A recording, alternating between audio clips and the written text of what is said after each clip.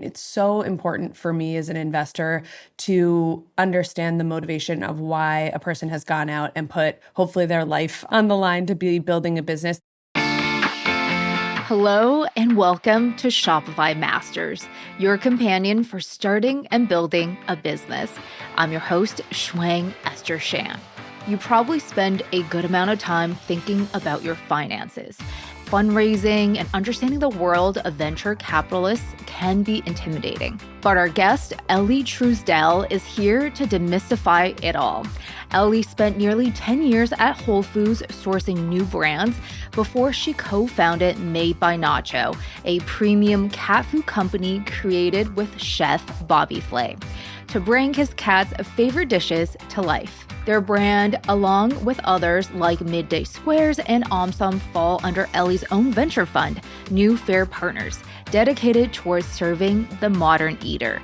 Today, we'll get her perspective as a founder and venture capitalist who knows what it takes to dominate retail shelves and online. Elly, welcome to the show. Thank you for having me.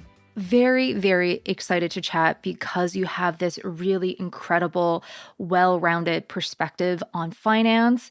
You've raised and you've also invested. So you have this dual lens for new founders and people who are trying to figure out the best funding route for them. What should they actually think about when they're fundraising?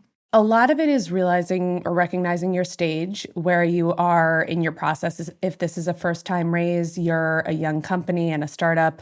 I think especially in this environment, which I think we all know is brutal and really challenging, it's having realistic expectations, going out and trying to pitch people that have some motivation or some connection to your business, your brand, you personally. And that doesn't have to just mean friends and family, but something I learned and something I thought a lot about in the early days of raising my first fund for New Fair is that, people aren't going to solely invest in New Fair based on wanting the highest return. Of course, that should be part of it. They want and are seeking a return. But if you're doing that, you're looking exclusively at tech funds, you're probably managing your risk a little bit differently.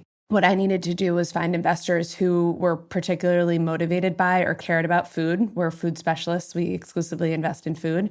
And so there needed to be that emotional connection. There needed to be a personal tie to either the food world or to my personal story or to something about me. So I think that that's just one sort of qualifier for how you could think about going out and fundraising is finding people who have a connection that's beyond just wanting to see an investment return. And then beyond that, it's really doing some research, knowing if you're going out and pitching a fund that has never invested in a SaaS company before ever in your SaaS business, that's probably not the right people to be in touch with. If you know that they're, solely a growth fund and you're pre-revenue, pre-launch and raising a seed, not worth your time or theirs. So just doing that research and really trying to set yourself up for success. And then more than anything, just be ready to be resilient. Don't take rejection as any sort of personal affront to you. There are so many reasons people don't come in, don't invest, and honestly could come back to it. If someone tells you, listen, it's too early or it's not the right time, take that for what it is and don't get discouraged and say, listen, I'd love to build the relationship and come back to you when you are ready. Sounds like we should definitely research the different funds and highlight our personal story beyond just what the ROI would be. But how do you take all of that information and storytelling and distill it into a good cold email? I'm trying to think about great email pitches because there are some. It's hard to break through, but I think length is important. Not writing too long of a first email is really important too, especially if you're pitching an investor who probably is seeing hundreds or thousands of these a year. So keeping it tight, to the point, having a personal anecdote. It's so important for me as an investor to understand the motivation of why a person has gone out and put hopefully their life on the line to be building a business. There needs to be a real founder story, not just them chasing an opportunity. So if there is that quick distilled story that you can lead with, that initially is going to get me excited, interested beyond just, again, with every single one of these investment opportunities, there should be a built-in expectation there's room to make money here. Like that should be the understanding with anytime you're pitching anyone, any business. So you really do need to think about what is going to tie that angel, that fund, that high net worth person to your business with a story, with something that feels tangible and a little bit more personal to you. In person, I think stories, as far as I'm concerned, having been reasonably successful fundraiser, both for my fund and having raised 4 rounds of capital at Made by Nacho, the pet food company that I co-founded, I think that stories are everything. I mean, you really have to try to tie what you are pitching and the value proposition back to execution and to operations and how you're going to make it happen. And I think people fall in love with or get endeared to a company through stories. So really trying to have a couple stories that you think are going to make people fall in love with your business is important. So storytelling is so important, especially during the pitching process, because it is not just one meeting or just one fund. You might be talking to multiple venture capitalists. How does one stay focused throughout that whole process? One thing we've always recommended to our brands, even in my early days of going out and pitching Made by Nacho when it was our first raise and we were still kind of coming together as a team, we had a couple sample pitches or opportunities to get on Zoom calls with funds or people that we knew either wouldn't invest or were not people that we really wanted to invest, just to practice. So I think there's real benefit to sometimes if you just have like a family member come on or a friend to do a trial pitch, you're not really going to nail it the way that you would. You're going to feel self-conscious or it's not going to be as realistic without wasting anybody's time. But if you can engage someone who maybe you do know is a growth stage investor, they're not interested in coming in on this round, but you say, hey, would you ever be willing to just let us practice pitch on you, get some feedback and go from there? And I think having done that a few times is really important, particularly if you have other people that you're raising with and there needs to be a little bit of a choreography. It's so important for me when I'm receiving pitches to watch that 2 founders or a team really knows who's picking up the conversation when or who's answering what question when, because everyone has ownership over their own parts of the business. And so I think having the chance to do that practice is really important. That's on the actual in the pitch. Then when it comes to sort of organizing yourself around how many different funds you might be having conversations with, a little bit personal. I'm sure some people use CRM tools at Made by Nacho. When we've been raising rounds, we just have more of an internal, Google Sheet sharing where we try to keep very up-to-date notes with each conversation to track how each one's going, what's the follow-up, where are we? And even before we've done that, to what I mentioned before of speccing out your investors, we've made a list of these are the funds, connected website. Here are the key players. Here is their typical check size. Here's their stage, and here's their portfolio already. So that you're really walking into the conversation as a student of the fund. And I think that just shows research, it shows preparation to the investor, but it also puts you in a better position to pitch yourselves in a way that's suited to them. So after speaking to different venture funds, maybe there's a few offers on the table. How do founders actually pick the right investor for them? Yeah, it's a really important part of the conversation that I think sometimes founders overlook, that you have the decision-making power, the agency to say no. I was on a call this morning with a founder who is raising a seed round, had it filled by one investor and walked away from the deal because they just started feeling uncomfortable with the terms and the asks. And so I think being prepared for that you should never be overly wed to the money and the capital where you're sacrificing things that are really important to you.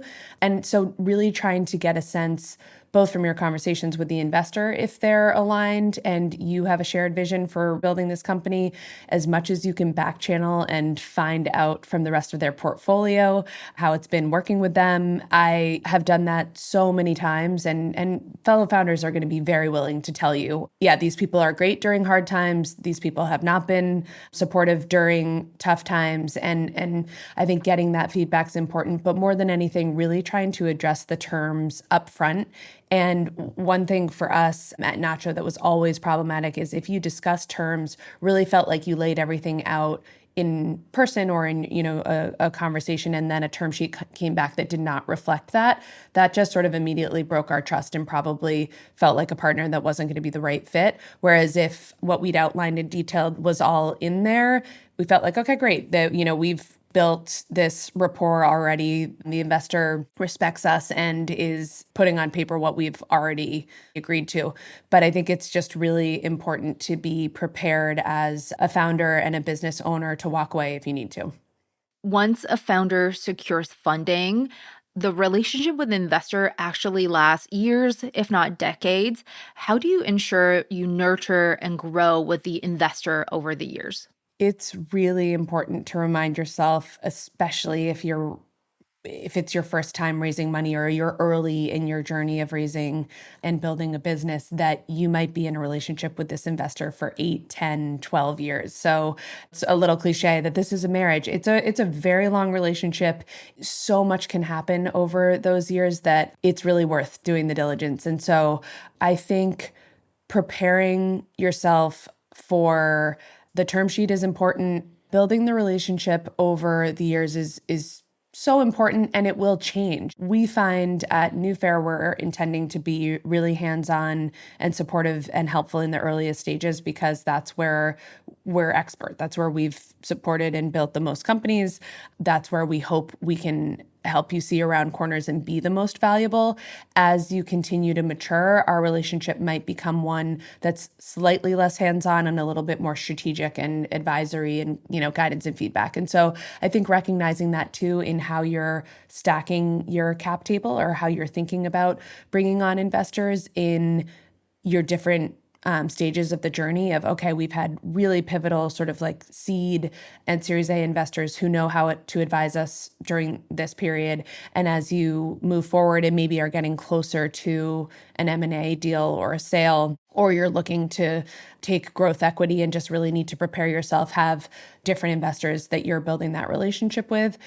But more than anything, I think it's proactively communicating with your investor base. I'm so thrilled when our founders have at least a quarterly update, but it's great if they love to do a period or monthly update, just with the quick highlights, right? We want to know how the business is going, the wins, the struggles and challenges, where we can be helpful. A lot of our founders will send asks in every one of their monthly updates of their investor base, which what I love about that is it's efficient. It doesn't mean that they have to call all 10, 20 people on their cap table and say, here's what's going on and here's where we could use their help. It's a monthly or a quarterly update where we're all getting the same information and can come back to you.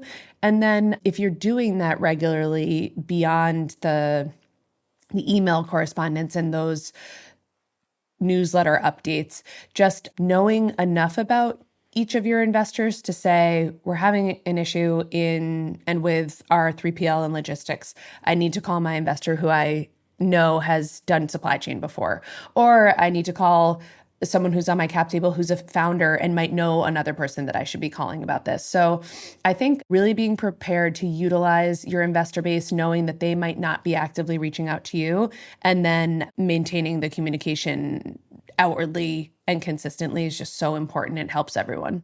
Yeah, it sounds like any good advice for relationships, staying communicative and transparent and asking for help when you need it. I think a lot of founders might feel like they need some help in this realm right now, just because there is a bit of downturn with direct to consumer and tech in general. And they do sense that within the VC firm, investments are not as lucrative as before, and it's not as easy to make those connections.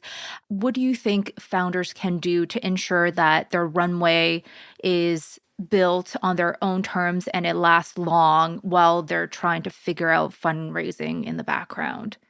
Yeah, I think right now it's really critical to preserve cash and be realistic and maybe even pessimistic on how long it might take to raise capital. And the only reason I say that is to ensure that you can get through this. It raises right now are taking so much longer than you think they will. Terms are changing. It feels like, you think you have a deal done and then something comes in and changes the scenario that you have to be ready to either agree to or say, you know what, we're not doing this deal, so now we have to go back out. So I think throughout all of that, to me, showing consistency and showing that you're continuously sending those updates that I just mentioned every month, despite real headwinds in the fundraising space, showing how you're adjusting, saying, listen, we recognize that this raise might actually take twice as long as we thought it would. So we've decided not to roll out with X retailer, and we've cut back paid ad spend by X percentage. I think just showing that discipline and being really mindful this year and last year we saw this help preserve companies or sink them, is the ones that saw the writing on the wall, made the tough decisions and changes that they needed to in time to preserve cash, and then took that much longer to raise their rounds, have made it. Unfortunately, a number of companies that we know, for a variety of reasons, just didn't make the switch. It's been such a huge cultural shift in terms of investor expectation and high growth company performance. And as you mentioned, headwinds in D2C, there's headwinds based on interest rates, inflation, all of it. It's just so much harder. So I think more than anything, strategies to preserve cash and elongate your burn or runway. But more than that is showing consistency and resiliency throughout it all, especially with that communication with investors. Like, when I get kept up to date from a brand that either we've said no to, but they want to see that, like, hey, we're still here, we're pushing through this, we've done everything we can to get through this tough time, we've gone through a RIF, reduction in force, we've made these tough decisions to get closer to profitability. All of those decisions should really show up and benefit you when the tide turns, or when an investor says, all right, great, I've seen the way this founder works for long enough, I'm so impressed, I'm actually going to take a chance on this. It's so fascinating to hear from your venture capitalist perspective, and we're going to dig into other chapters of your career. But first, I would like to take a moment and thank you for tuning into today's episode. Wherever you're listening, make sure you are following Shopify Masters and leave us a review with some feedback for today's episode. Our team loves reading them. Thank you so much. So hearing from the VC perspective is such a treat for me, and I know that our listeners are dying to just learn from you. But what is so fascinating is the fact that you've had so many career chapters that are dream roles. So you started your career in Whole Foods, where you're actually looking at new brands and kind of sourcing and deciding who gets to be on the shelves. From the retailer's perspective, what's your advice on pitching and getting in touch with someone like a Whole Foods? Yeah, it's so interesting. It's very similar to probably the advice I would give when you're pitching an investor, because similarly, as a buyer back in the day, this is, 10, 15 years ago, when I was a merchandiser or a buyer at Whole Foods, we were seeing thousands of brands every year. And so I think you also have to be presenting something that has a real value proposition. The story piece is absolutely the same. I need to feel endeared to why this product is differentiated, why it's exceptional. I think also know your audience. Know if you're pitching a natural foods retailer, if you're pitching a conventional, if you're pitching a Costco or Sam's Club, you should make sure you're presenting them with something that is suited to their stores and to their customer. So I think it's really interesting when we would get a lot of quote unquote better for you brands, which now are a little bit more table stakes. So a ton of conventional grocers are recognizing that that's where all of the growth is and are excited about better for you brands, maybe even more so than the natural channel, because the natural channel, their bar at this point is a little bit higher. They feel like, listen, we've launched, in my 10 years at Whole Foods, we sort of went through that renaissance. We brought in every alternative and every quote unquote disruptive player to the legacy brands, Hugh Chocolate, who was disrupting Hershey's chocolate, and Sir Kensington's, who is disrupting Kraft Heinz ketchup, etc. So I think if you know where you're positioned in the market, recognize where the retailer is, and make sure that you're offering something very different to their set in that category. Also, if you can somehow get in front of them with a little bit more of a personal touch, whether it's an introduction through another brand, it's meeting them at a trade show, makes all the difference, just because it's hard to overstate how much product comes to buyers and how much a single buyer can manage. I mean, some grocery buyers at Whole Foods oversee tens of thousands of SKUs. So it's really hard for them to even have the chance to get excited by a new product. So you've got to sort of work a number of different angles. I think what's really fascinating about your different career chapters is the fact that you built up those relationships over the years that made those pivotal decisions really easy and those opportunities actually opened up to you. So, what's your advice for being able to nurture those relationships and be the person that Bobby Flay wanted to turn to when he decided to start a brand? One of my favorite expressions is time either promotes or exposes you. And I think that it's just something that I really love because for me, over time, I have, as you mentioned, invested a lot in building relationships and maintaining them. And for me, that has been through business and professionally to make myself open and accessible to people, be really direct and honest in my feedback. It's not always going to be positive feedback, but I try to give it. Generally be a champion of and a believer in people. Having done that first in my career for 10 years with Whole Foods and having built a real reputation among entrepreneurs in the food and beverage community, that it built a lot of influence. It's given me license to do things in my career that maybe I wasn't even planning on. I really wasn't ever expecting to go into venture capital. I'm sort of an accidental venture capitalist in that way, but because I'd been immersed in founders and startups for 10 years and all I did was look for the next big thing in CPG, I sort of was naturally groomed for it. And I think that dedicating time to relationships and over that period of time, there not being sort of the blow up or hopefully those relationships becoming important, some of them really resulting in big things in and across the industry and some nice press, et cetera. That I do think led me to then be able to work with someone like Bobby Flay, who's, he's 30 years on the Food Network. He's the longest standing personality they've had. It's so important for him when he's partnering with people that he trusts them, he trusts their reputation, and that, I'm not bringing him down. That's critical. He's a public figure. So it's really flattering that he did want to partner with me on this. I had known his agent for years, and because I'd worked with enough chefs in the industry to help launch their CPG lines and through many people that he knew, I think he caught wind of my reputation and sort of my past work performance. And so you have to be patient. You have to recognize that it takes time to build influence in your own particular niche or industry. For me, it's been really helpful and powerful to stay in one industry and be really passionate and just want to spend all of my time in natural foods and make an impact. And so over those years, then it's just built on itself.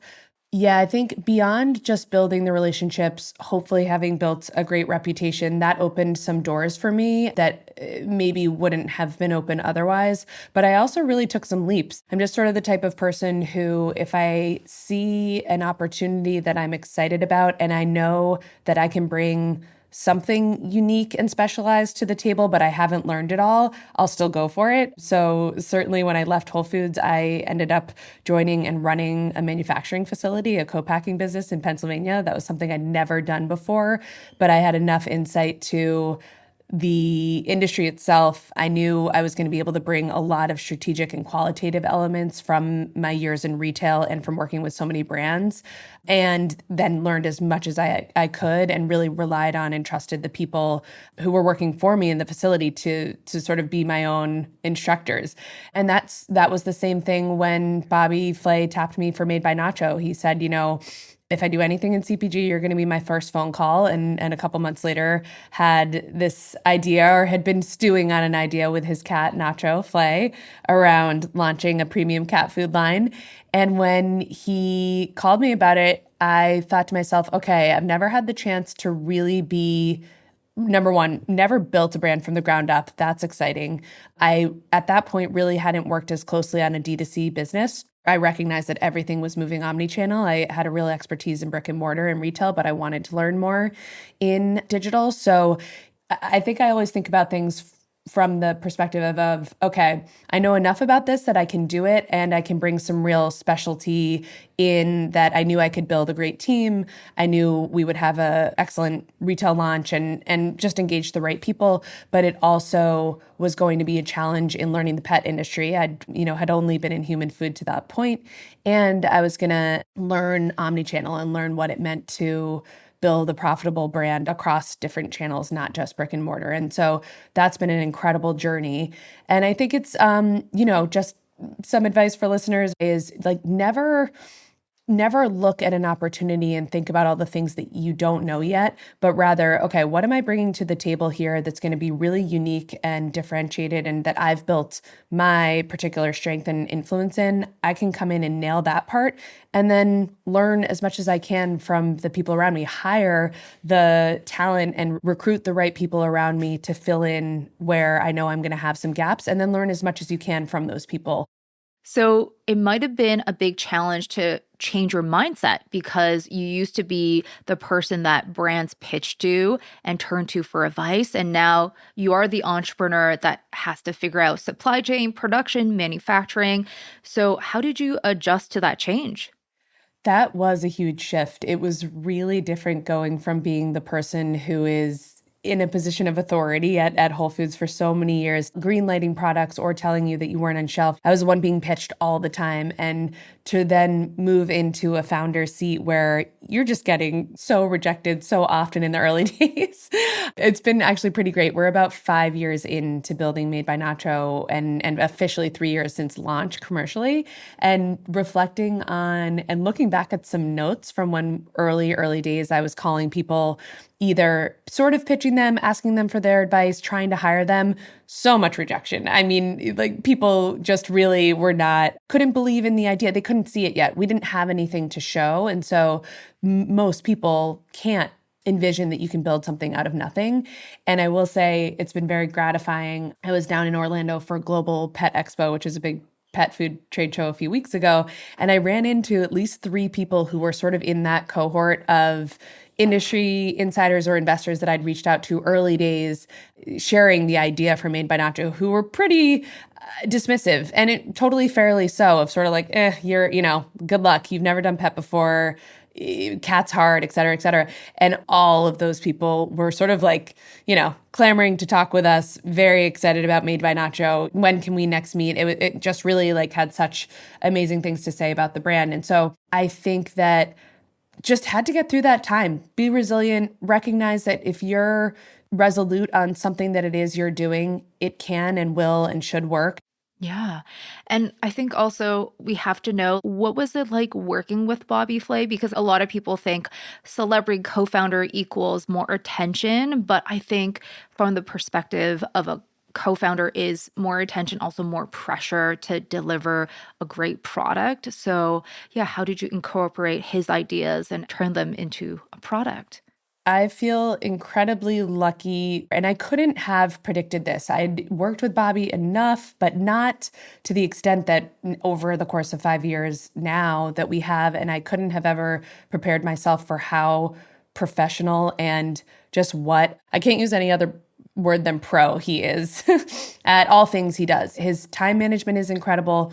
He's incredibly direct. He's really efficient. And one of my favorite things about him is when he hires his team, he looks for two attributes. He wants people who are nice and ambitious. And he's like, and the reason I want those 2 things is it's hard to find people who can have both of those things, that you can still be ambitious and make things happen and you want to win, but you're nice and you're doing it with integrity and you have a high quality of character. And so number one, I was really attracted to the fact that that was something he wanted on his team. And so I think working for him, I discovered over time, he is also someone who is incredibly confident, which means as a leader, he really trusts his team and his people. He is not a micromanager. He wants the quick updates every 2 days. He wants a literally 1-minute phone call every 2 days with like, what's the latest? Give me the word. And that is that. And so learned his working style, learned what he wanted to be most involved in, what he didn't.